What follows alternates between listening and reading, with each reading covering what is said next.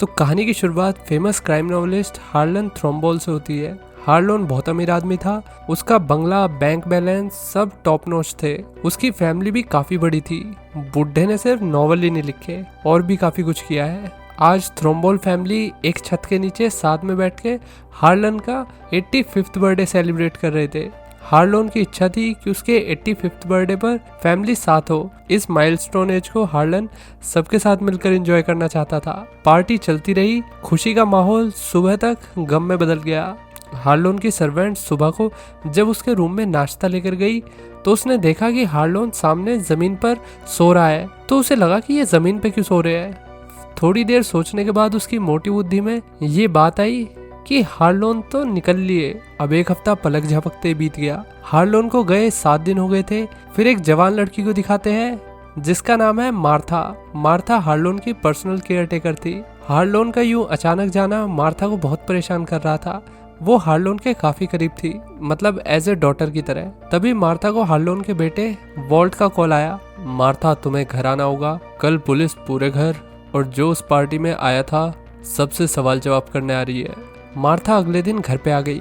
पहले इसमें 2 डिटेक्टिव आ रखे थे जिनका नाम है एलियोट और वैगनर। उन्होंने सवाल पूछना शुरू किया। सबसे पहले हार्लन की बड़ी बेटी जिसका नाम है टिंडा आई मीन लिंडा, उससे सवाल किए गए। लिंडा ऑफिसर के सामने बड़ी शांति और कॉन्फिडेंस के साथ बैठी हुई थी। उसने सारे सवालों के जवाब भी अच्छे से दे दिए। घर पे प्राइवेट डिटेक्टिव भी आ रखा था जिसका नाम है बेनोइस ब्लैंक। ब्लैंक ने भी अपने कुछ क्वेश्चंस घर वालों से एक एक करके पूछे। लिंडा के बाद उसके पति रिचर्ड की बारी आई। रिचर्ड से भी कई सवाल करे गए। इसके बाद जॉनी को बुलाया गया। जॉनी हार्लन के बेटे की विधवा है। अब बारी आई जॉनी की बेटी और हम सब की फेवरेट मैक की, जो कि काफी छोटी है। स्टिल ऑफिसर्स ने उससे काफी सारे सवाल पूछे। फिर वॉल्ट आया। उसने बहुत चीजें बताई। सबसे पार्टी वाली रात और मौत वाली सुबह से रिलेटेड सवाल किए गए। पहले सबसे एलियोट ने सवाल किए। सेकंड राउंड में ब्लैंक ने घर वालों का इंटरव्यू बड़े ध्यान से लिया। घर वालों की बात सुन के एलियट मान गया कि हार्लन ने खुदकुशी की है, पर ब्लैंक को एक पल के लिए भी ऐसा नहीं लगा। फैमिली से बात करके पता लगा कि हार्लोन की डेथ बर्थडे पार्टी वाली रात ही हुई है। ब्लैंक का मानना था कि हार्लोन को जरूर किसी घर वाले ने ही उस रात मारा है। उसके किसी से तो रिश्ते खराब होंगे ही। ब्लैंक ने अब सारे रिश्तों की सच्चाई खोदना शुरू किया। बातचीत करके पता लगा कि हार्लोन के रिश्ते अपनी फैमिली से कुछ खास अच्छे नहीं थे। ब्लैंक ने मार्था से बात करी।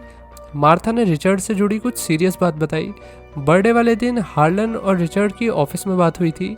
हार्लन को पता लग गया था कि रिचर्ड का अफेयर चल रहा है। उनके पास प्रूफ के तौर पर एक वीडियो भी थी। हार्लन गुस्से में आ गया कि रिचर्ड उसकी बेटी को धोखा दे रहा है। दोनों की बहस भी हुई। मार्था के ये बताते ही वॉमिट होने लगी। दरअसल दोस्तों, मार्था जब भी झूठ बोलती है उसे फिजिकल रिएक्शन होता है, जैसे कि उसे अभी उल्टी हुई। मार्था की बात सुन के ब्लैंक की शक की लिस्ट में रिचर्ड नंबर 1 पे आ गया। जॉनी सेकंड सस्पेक्ट थी क्योंकि जॉनी ने हार्लन के बहुत पैसे चुराए थे। हार्लन को इसके बारे में पता भी लग गया था, जिसके चलते हार्लन ने जॉनी से हर रिश्ता खत्म कर दिया ताकि जॉनी को उसके किए की सजा मिल सके। जॉनी गुस्से में थी। उसका हार्लन को मारना काफी हद तक जस्टिफाई होता। शक की लिस्ट में तीसरे नंबर पे वॉल्ट आता है। वॉल्ट की अपने बाप से सीरियस लड़ाई हो गई थी। गुस्से में हार्लन ने वॉल्ट का नाम फैमिली पब्लिशिंग कंपनी से हटा ही दिया। शक की लिस्ट में 4th नंबर पर आता है रैनसम। रैनसम लिंडा का बेटा था। हार्लन की मौत वाली रात रैनसम की उसके नाना के साथ कुछ लड़ाईबाजी हो गई थी। ब्लैंक को रैनसम पे इसलिए भी शक हो रहा क्योंकि रैनसम के शब्द उसकी हरकतों से मैच नहीं कर रहे।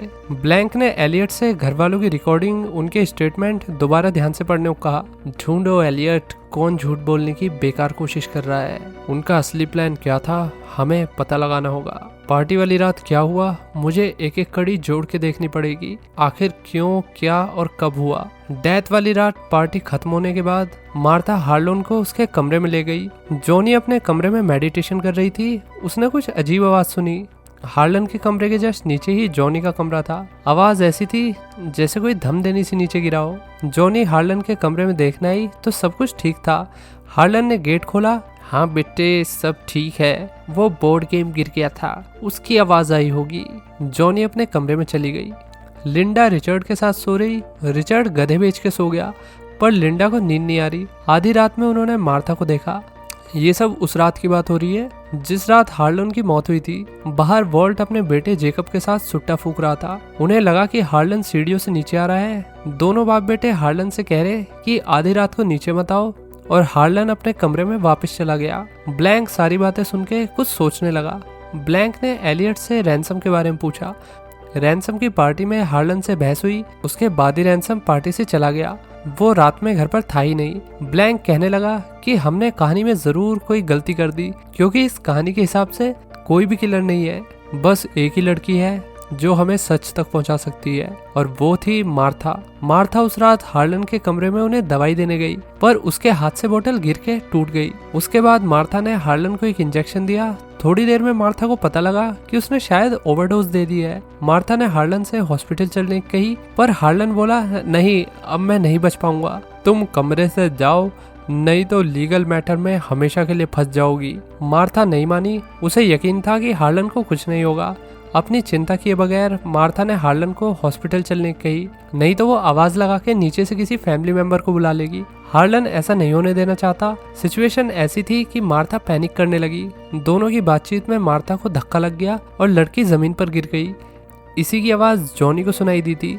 हार्लन ने जॉनी से गेम बोर्ड वाली बात झूठ कही थी। मार्था को और डर लगने लगा। हार्लन ने समझाया, मुझे पता है मार्था, तुम्हारी माँ इमिग्रेंट है, उनके पास अपने पूरे डॉक्यूमेंट भी नहीं है। अगर आज इधर कुछ हुआ तो तुम्हारी पूरी फैमिली बर्बाद हो सकती है। मैं ऐसा बिल्कुल नहीं चाहता, इसलिए जैसा मैं कह रहा हूँ वैसा ही करो। हार्लन ने मार्था से कहा कि सबके सामने घर से बाहर जाना, फिर आधी रात को कार से वापस आना, और कार को ऐसी जगह पार्क करना जहाँ पे सीसीटीवी तुम्हें देख ना पाए। मार्था ने ऐसा ही किया। फिर मार्था बैकडोर से आई। मार्था पुरानी सीढ़ियों से ऊपर चढ़ रही, तभी एक सीढ़ी टूट गई।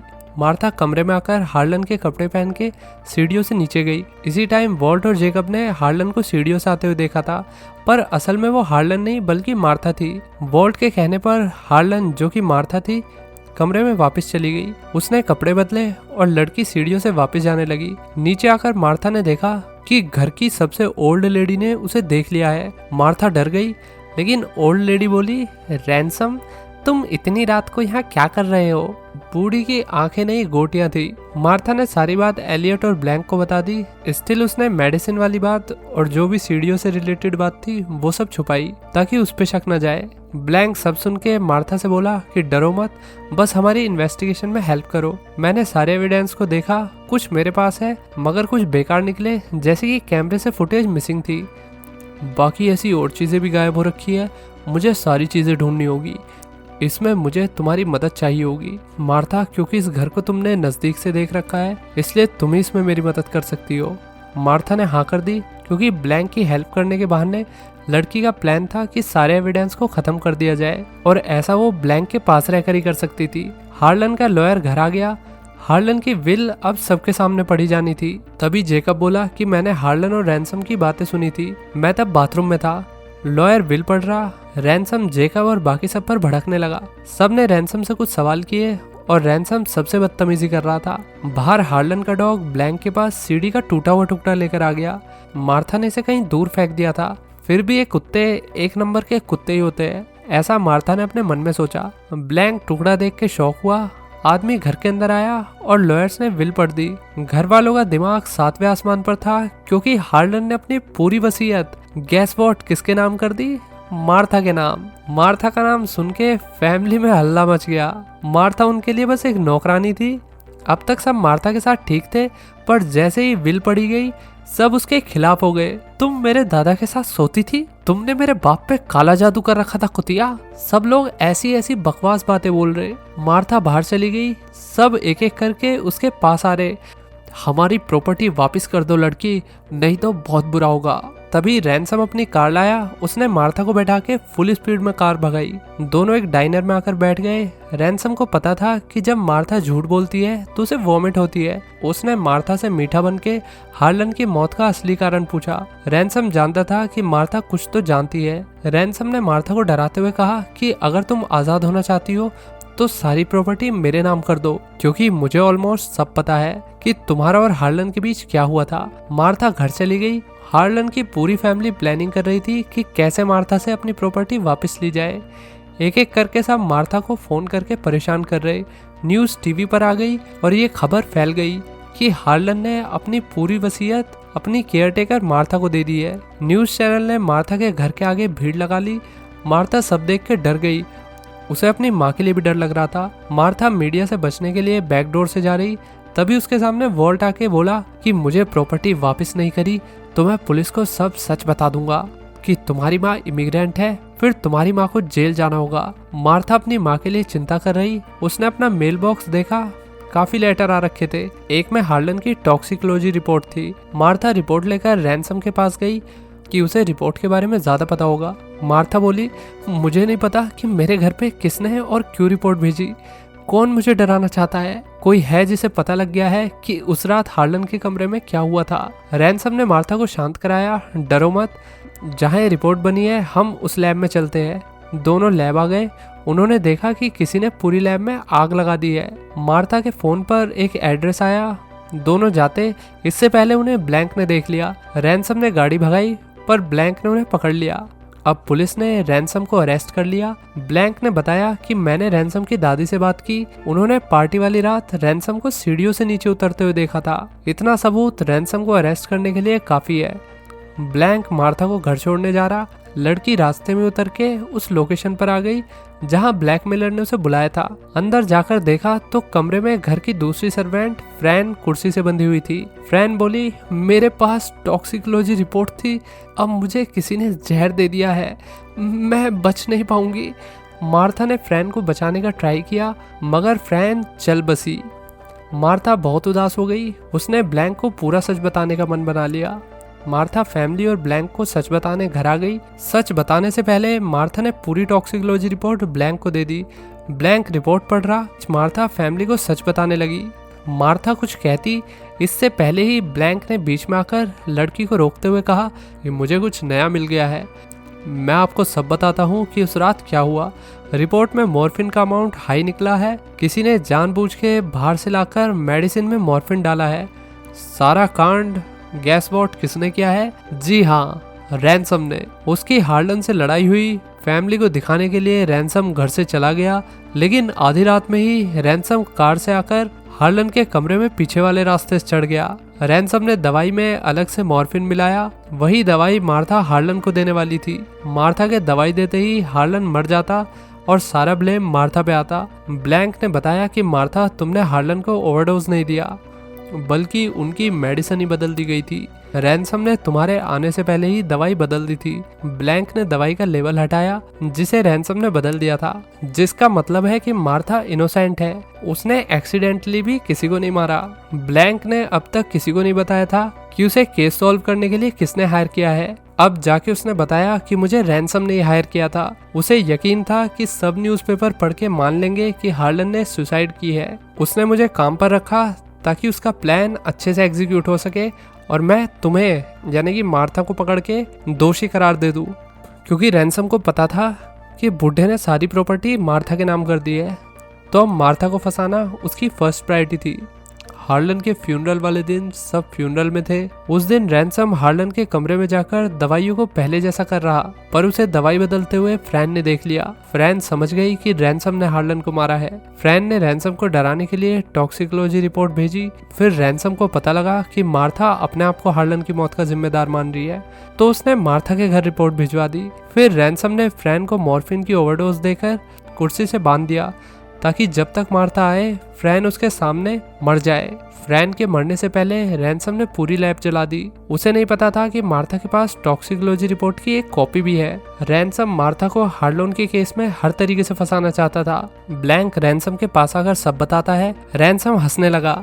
रैनसम को पता था कि सबको सच पता लग भी गया तो भी कोई साबित नहीं कर पाएगा, क्योंकि किसी के पास कोई सबूत नहीं है। तभी मार्था के फोन पर हॉस्पिटल से कॉल आई कि सर्वेंट फ्रैन बच गई है। मार्था खुश हो रही कि फ्रैन बच गई है, अब रैनसम को कोई नहीं बचा सकता। रैनसम को गुस्सा आ गया। उसने गुस्से में सबके सामने अपने बुरे काम, अपने गुनाह सब कबूल कर लिए। मैंने ऐसा क्यों किया? अरे मेरे जैसी फैमिली हो तो क्या होता है मुझे ही पता है। मैंने सबका बदला लिया है। रैनसम मार्था के पास आया। तुम्हें कोई नहीं बचा सकता, तुम अब भी जेल जाओगी, समझी? सबका शक तुम पर है और तुम्हारे खिलाफ ही सारे सबूत मिले हैं। मार्था ने रैनसम पर उल्टी कर दी। रैनसम समझ गया कि मार्था ने झूठ बोला कि फ्रैन जिंदा बच गई है और अब तो पुलिस ने उसका कन्फेशन रिकॉर्ड भी कर लिया है। सारे सबूत रैनसम के खिलाफ हो गए हैं। रैनसम का माथा गर्म हो गया। उसने एक चाकू लेकर मार्था के सीने में घोंप दिया। लकीली चाकू नकली था और पुलिस को रैनसम के खिलाफ एक और केस मिल गया, अटेम्प्ट टू मर्डर का केस। पुलिस रैनसम को ले गई। फैमिली के सारे लोग काफी शॉक हुए। मार्था ने ब्लैंक से पूछा कि तुम्हें सच कब से पता था? तो ब्लैंक पहले दिन से जानता था कि मार्था को कुछ तो पता है। उसके जूते में पहले ही दिन ब्लैंक ने खून का निशान देख लिया था। ब्लैंक को यह भी भरोसा था कि मार्था ने किसी को नहीं मारा, पर उसे कुछ तो पता है।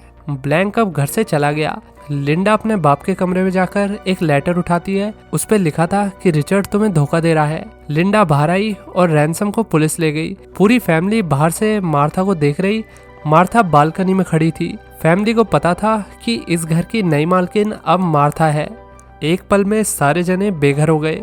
इसी के साथ ये कहानी यही खत्म होती है।